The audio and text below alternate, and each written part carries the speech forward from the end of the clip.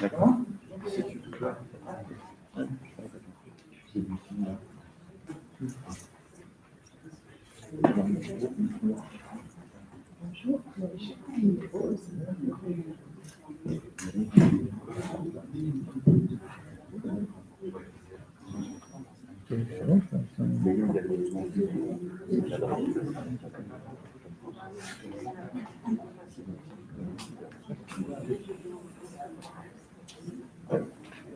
Bonjour à toutes et à tous. Alors, j'ai cru comprendre qu'on était là pour se déplacer autrement et différemment.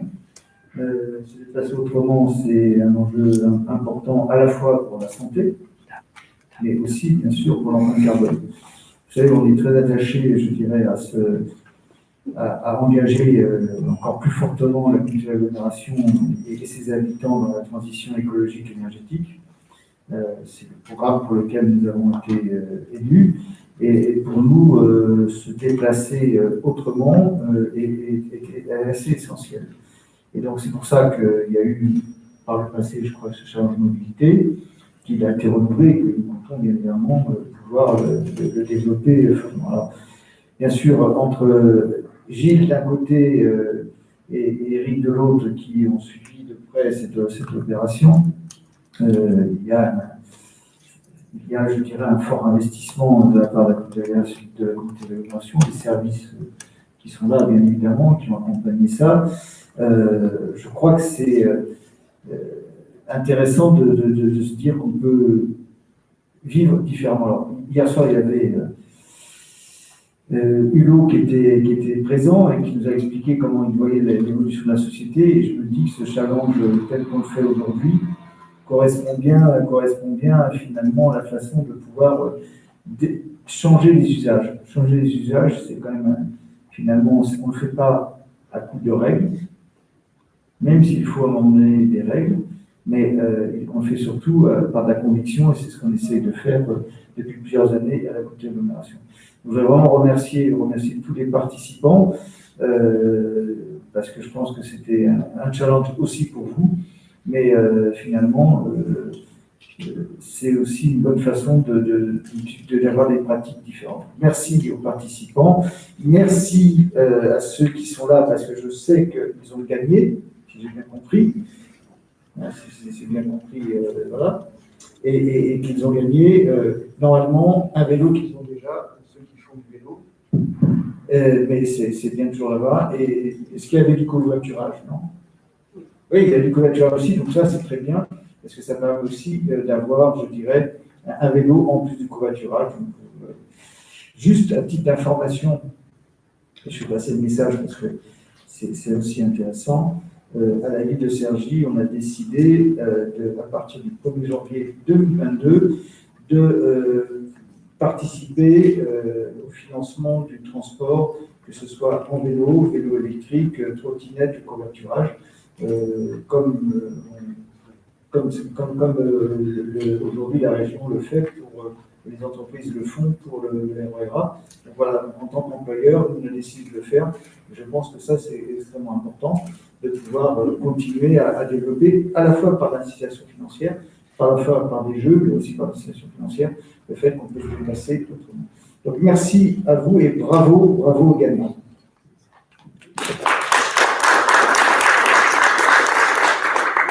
Il y a une vidéo. La vidéo.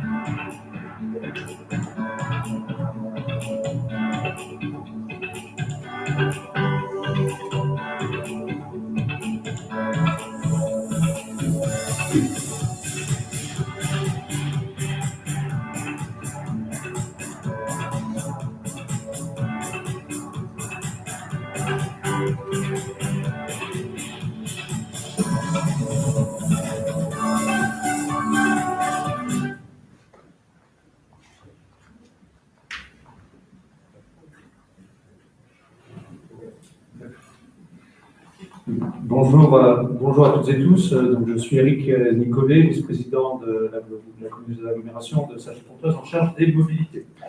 Donc, juste un petit focus sur trois aspects plus particuliers et trois enseignements de ce challenge. Premièrement, sur les 46 établissements participants, souligner la diversité. Évidemment, l'an prochain, on espère en avoir encore plus des établissements participants, mais une diversité qui peut se représenter par cette décomposition. 22 entreprises, 15 établissements publics ou collectivités, 4 établissements d'enseignement supérieur et 4 associations. Le deuxième point important, c'est qu'on a été, vous l'avez eu, un peu plus de 2000 participants inscrits. Parmi ces participants inscrits, il y en a 800 qui sont ce qu'on appelle des habituels autosolistes, c'est-à-dire des gens qui, s'il n'y avait pas eu le challenge, seraient venus dans leur habitude, qui est de prendre la voiture seule. Et ce sont donc là, ces 800-là, qui sont tout particulièrement ceux qui ont fait l'effort d'expérimenter, tester, en changeant leur habitude pour les besoins du challenge. Et donc, si on regarde ce que ça donne, ça a été alors une partie de télétravail, Covid oblige, mais du covoiturage, du vélo, du transport en commun, de la marche, plusieurs de ces modes. Et on a distingué la trottinette également, qui commence à apparaître dans le paysage.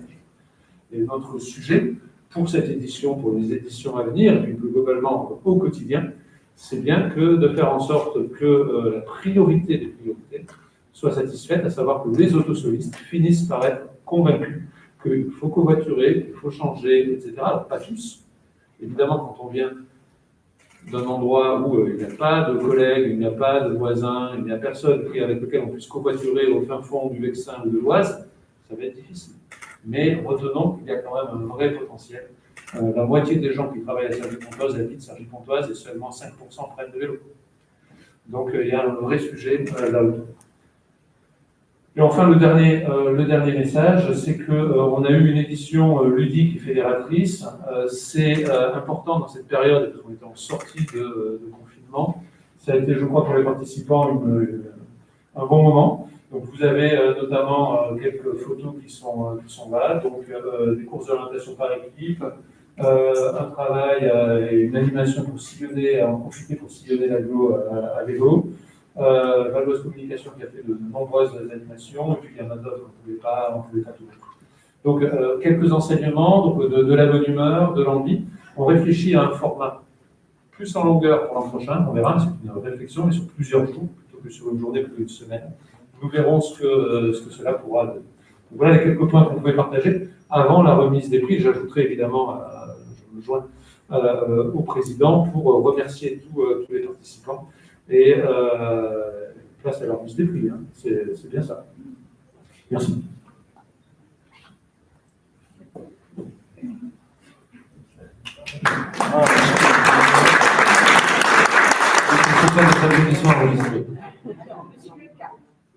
Alors,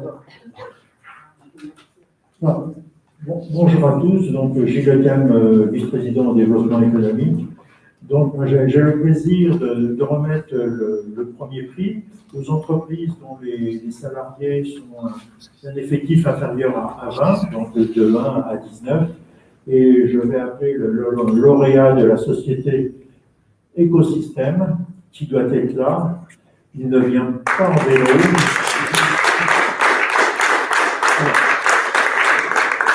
D'abord, félicitations. Est-ce que vous pouvez expliquer qu'est-ce qui vous a démarqué et qu'est-ce que vous avez pu faire en si peu de temps dans la journée des jeudis?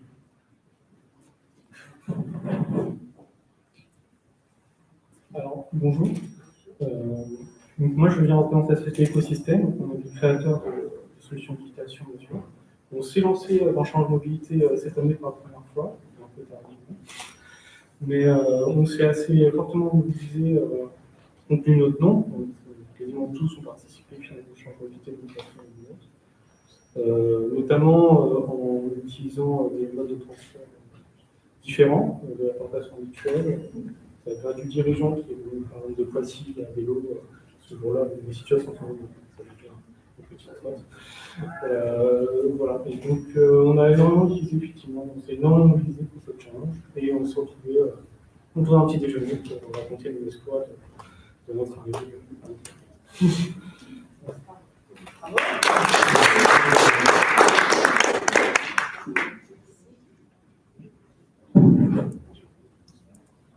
Alors donc, on ne va pas vous proposer de prendre votre prix, mais je pense que vous êtes très intéressé à ne pas repartir à pied, il me semble. C'est ça. Donc, félicitations et bravo à votre entreprise de vous investir. Ouais, c'est ça.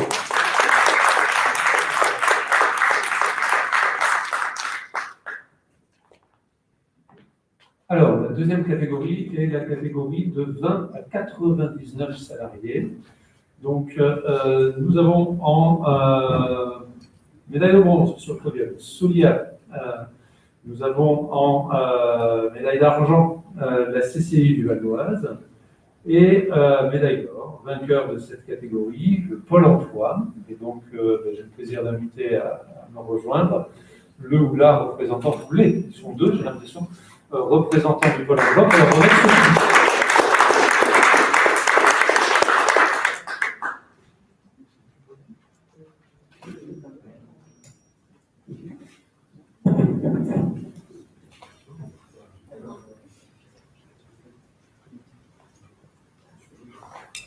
Bonjour, moi je suis Stéphanie Pierrot, donc responsable de l'équipe au Pôle emploi de Cergy, et je suis accompagnée de Clément Cortot, un conseiller de Cergy. Donc nous, c'est la deuxième année à laquelle on participait. Donc comment on s'est organisé? En fait, on organise désormais le covoiturage. Donc en fait, on fait un affichage, les collègues mettent la ville dont ils partent, et ça permet de développer le covoiturage entre eux. Et du coup, c'est quelque chose sur la durée qu'on espère maintenir. On a également organisé, nous aussi, un départ en vélo de la ville de Lille, puisqu'on avait 400 collègues qui étaient à Lille qui sont venus en vélo. Et puis également, le contexte sanitaire, le télétravail pour les personnes, comme disait monsieur. On a beaucoup de collègues qui viennent après, soit après Gisors ou dans l'Oise. Donc ces personnes-là, on a privilégié le télétravail. Voilà.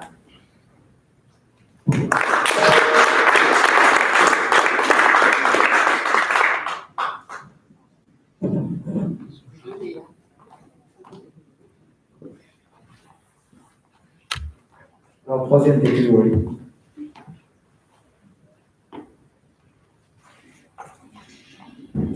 Enedis.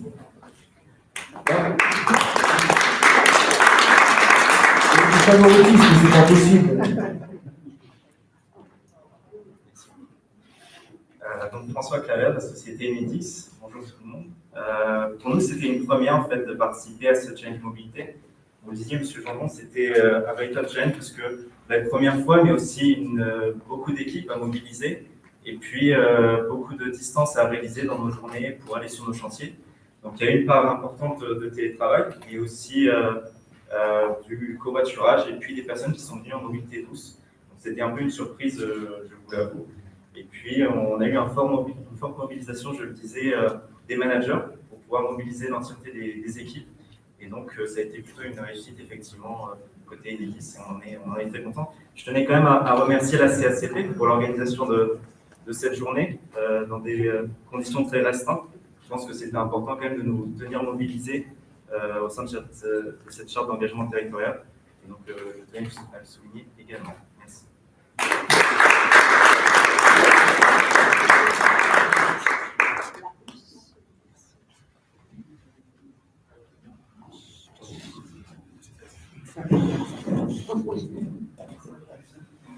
Alors, plus de 400 salariés. Là, c'est un bon challenge, hein, 400 salariés.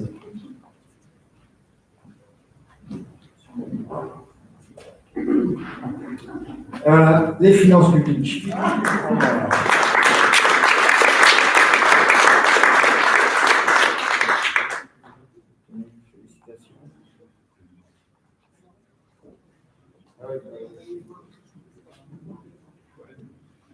Merci, Monsieur le Président. Nous avons, c'est la deuxième année, je crois, au challenge mobilité. On fait pas mal de promotions, et pour rien vous cacher, effectivement, c'est le télétravail qui nous place devant. Mais c'est une action qui va être pérenne, parce qu'aujourd'hui, on était dans la crise sanitaire, un peu dans l'urgence. Aujourd'hui, le défi du Val d'Oise avec équipé à 80% c'est personnel. Et donc, on continue dans le télétravail. Et on essaie de promouvoir le covoiturage dans la mesure du possible, puisqu'on a quand même pas mal de collègues qui habitent dans le Val d'Oise, voire au-delà du Val d'Oise. C'est un peu compliqué. Et on s'oriente aussi, on essaie de promouvoir aussi la voiture électrique. Et donc, on va mettre aussi des bornes dans nos parkings pour que les collègues s'équipent de voitures. Voilà. Donc, Juste une question, est-ce qu'il y a un avantage fiscal? pas encore.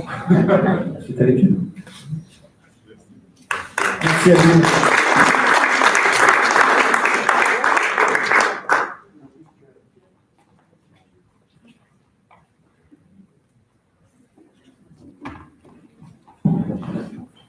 Alors, il me revient de décerner le prix coup de cœur, qui est décerné par notre jury de partenaires. Ce n'est pas la CSCP qui a fait le jury. Donc, les partenaires, vous les avez en bas à droite, c'est la région Île-de-France, Île-de-France Mobilité et l'ADEME. Et donc, ce sont eux qui se sont penchés sur ce prix coup de cœur. Et donc, le prix coup de cœur, je ne sais pas si on a une planche dédiée, voilà, là, voilà. Donc, le prix coup de cœur a été adressé au point d'information jeunesse du Val d'Oise. Ouvrez les guillemets, pour l'animation du challenge mobilité, l'équipe du centre d'information jeunesse du Val d'Oise a utilisé ses pieds au moment passé en équipe, même sous la pluie. Alors, je m'explique, et au nom du jury, voilà ce qui a été retenu. Donc, une démarche complète qui a permis aux salariés de découvrir les points d'intérêt de leur territoire, c'est-à-dire qu'au-delà de comment vous venez, ils en ont profité pour les faire se balader sur un parcours au sein du campus, mais ils vont venir nous en expliquer plus, qui permet de développer les modes durables et d'inciter aussi à profiter de l'environnement, et en favorisant la cohésion d'équipe et la rencontre entre les personnes qui pourraient être isolées, notamment des étudiants internationaux qui, à cette occasion, ont pu découvrir qu'en mobilité douce, à Cergy-Pontoise, on pouvait faire bien plus que ce que le trajet RER école pouvait leur laisser croire. Donc, j'invite les représentants du point d'information jeunesse à venir nous du centre d'information jeunesse à venir nous donner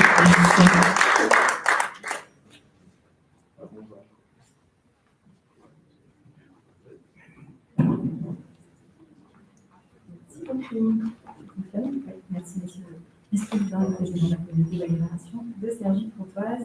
Au fil du je suis directrice du centre d'information jeunesse du Val d'Oise. Ce n'était pas notre première participation, mais c'est vrai qu'on a réussi à mobiliser à la fois l'équipe de 8 salariés et puis des jeunes qui sont en service civique, en volontariat européen, même des stagiaires, à participer à ce beau challenge. Donc, j'ai laissé la parole à Claudia qui a mené ce projet et qui a réussi à être vraiment fédératrice sur cette journée.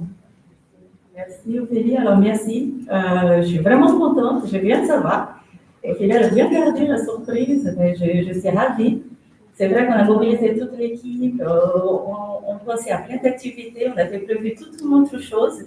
Et finalement, il y a eu la pluie, donc on a décidé de faire les campus tours comme ça, et c'était une super bonne idée parce qu'on a passé un super bon moment.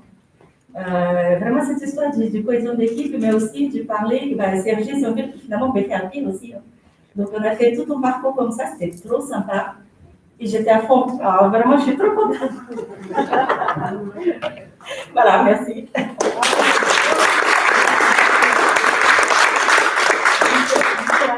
C'est vraiment quelque chose qui nous a plu à cœur et qui correspond aussi à la démarche de l'information jeunesse d'aller vers des pratiques plus vertes. Et je pense que ça correspond aussi à des demandes et des valeurs que les jeunes portent sur notre territoire et au sein même de toute l'Union européenne. Donc, ça fait sens pour nous, en tout cas. Merci encore. Je pense qu'on peut renouveler les applaudir. Merci à vous.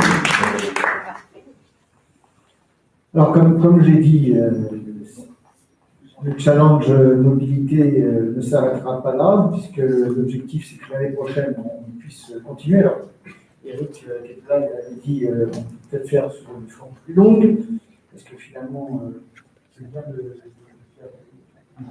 faire donc de le faire sur une semaine. Je trouve que c'est un vrai challenge d'une semaine, et ça permettra comme ça à modifier encore plus les comportements.